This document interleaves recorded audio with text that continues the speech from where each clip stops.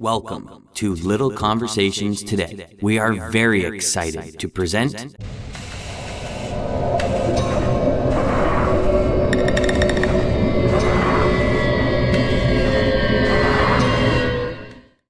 Now, if you had to give somebody, any one of your clients, or give advice to anybody, obviously, with each individual genetics, I know my metabolism is a lot faster than a lot of my friends. What would you suggest if we were to walk into a grocery store? Maybe 2 or 3 suggestions that we can start today, where we could change that.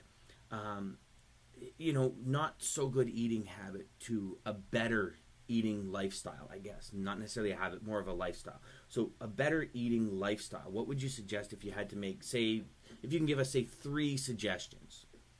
Well, first we have to cut to the chase. We all have different genetics. We can't pick our parents. Yes. So we're stuck with what we got. So like I'll just use the concept, I'm big bone. So someone says, well, I'm big bone. Well, that's true. And your bones may weigh 4 pounds, but let's focus on the other 46 pounds. The whole point is that in essence is our daily choices determine about 70% of what we are. So our daily choices are important, and the habits to health are making choices that support health. But it really starts before that, Dan. It starts with making the decision that you want to create health in your life. If it isn't intrinsically motivated, if it doesn't come from within you, you're not going to have long-term success. I was just asked to interview last week in a very popular magazine. There's a study that came out of England on nagging your significant other about into exercise, and does it work? And resoundingly, no, it doesn't work. Someone may do something external to them for a short period of time that they'll comply just to get you away from nagging them. But if they swallow a rule whole and don't digest it in bits and internalize it and actually integrate it into the personality, there's not going to be a long-term solution. In fact, it's going to cause dysfunction. They're not going to be very good at it, and they're only going to do it half-heartedly. So the first thing I would say to your viewers is first make the decision. So I always ask this question: if you could choose optimal health, would you make that choice? Yeah, right? Absolutely. I mean, I would personally, yes. Most people would. In fact, even if someone hesitated, it wouldn't be because they would make that choice. It would just because they don't believe they could do it. Now, I'm not asking people if they think they can do it. I'm just saying if you could choose optimal health. So it really starts there. It starts with making that choice and then moving forward from that. Just like if I asked you, Dan, if you want to become a world-class pianist, what would you do every day? You practice. Every day. And even if you didn't want to, even if you work really hard, you come home, you get on the piano because basically it supported what's most important to you. So that's how I look at creating health for people. It starts with right here in the 6 inches. If someone isn't intrinsically motivated and they want to do it for themselves, if they're oughta, shoulda, woulda, if they're externally being manipulated by someone else to do it, even their physician, for instance, it doesn't work long term. What works is, and what I start off with, is helping the person make the decision, showing the rationale why it's important to create optimal health. 2 is acknowledge that you don't really want to do it because it's tough. And the third part is then inviting them to come forward and let's do it together. So the answer to your question, getting all the way back to the grocery store, once you've made the decision and going to the grocery store, what I have is a system in the habits of health of it's deep green. So you look at the deep green colors and you just take a PDA, or you can download them and put them on a piece of paper. And what happens is you literally take that, and if you choose low glycemic things that don't stimulate your blood sugar, it can make all the difference in the world. So that's where it starts. And then the other thing is, just in general, it's to go to the periphery of the store. Stay away from the processed foods in the middle. Shop in the whole foods. If you look down at a label and it has more than 4 or 5 ingredients, then decide not to take that. The whole food that you use is more likely to get you healthy. So the perimeter of the grocery store.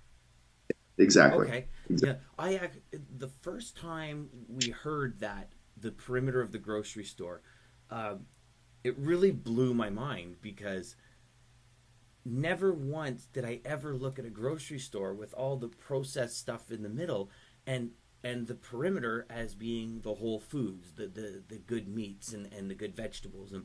And we actually were doing an interview with a personal training company up in Hillsburg, Ontario, called Total Body Health. And Alex, one of the owners of it, said, well, that's what you do. And you stopped. And it was, I mean, there's simple and there's easy, right? And we all know that. And it was such a simple concept that he was speaking about. And I stopped and I went, wow, you're absolutely right. If you stick to the exterior, you could change a dynamic portion of what you eat to a healthier option.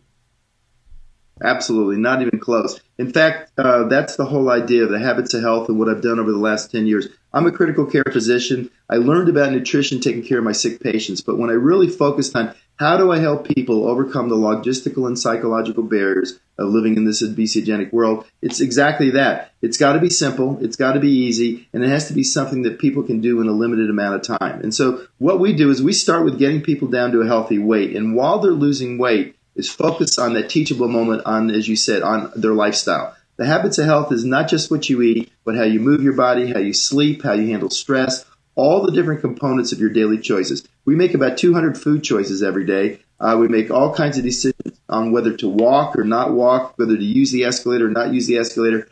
We don't sleep well. We're a caffeinated society. So just doing these simple little things, like a tip I would say is basically do not drink coffee after noon any day, because coffee has a half-life of 6 hours. If you have your coffee in the late afternoon to try to get through that last hour of work along with a candy bar, you're doing two things. First of all, it raises your insulin, which basically increases your the blood sugar going down, which then makes you hungrier, so you eat more at dinner. It puts you in a fat storage mode, so you're going to store more of that sugar and more of that fat from dinner. And then the other part is about 11 o'clock when you go down to go to sleep, you're not going to be able to go into latency because you still have 150 milligrams of caffeine circulating in your brain, not allowing your acetylcholine receptors in your brain to start the sleep shutdown process. So you stay up, can't sleep that night. Next morning you get up and you're having a Dunkin' Donut in the morning, high sugar and more coffee, and you're putting yourself in a mode where the body's craving sugars and craving unhealthy things, because its serotonin levels are low because it didn't replenish it. It's the simple little things, Dan, that make all the difference.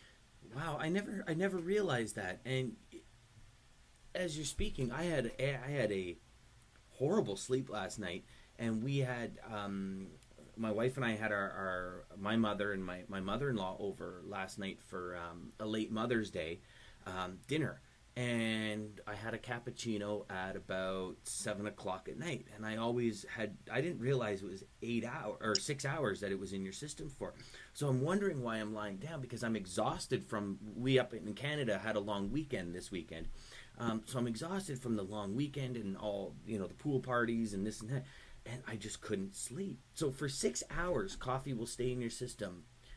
Actually, longer than that. The half-life is 6 hours. That means if you had 300 milligrams or had a big cup of coffee, 6 hours later, you still have 150 milligrams. Oh, so the half-life, so that's the half-life. So it's going to be around. So that's why I say in the afternoon, don't drink coffee. Get it done by noon, and you'll see your sleeping improve. And see, they're all interrelated. The nice thing about the Habit Cell system is we take all the things you need and put it in one place. And then what I do is I help teach people, and our coaches help coach people to success. And we put our goals not on losing weight. There's lots of ways to lose weight, but it's really more sustainable lifestyle change that causes long-term success. We start with reaching a healthy weight, but then we want to optimize people to learn the things that are necessary for their age. So what a 20-year-old needs to know and an 80-year-old needs to know are different things, but they're both very doable. And then what we do is we help people live longer in a healthier state by focusing on that.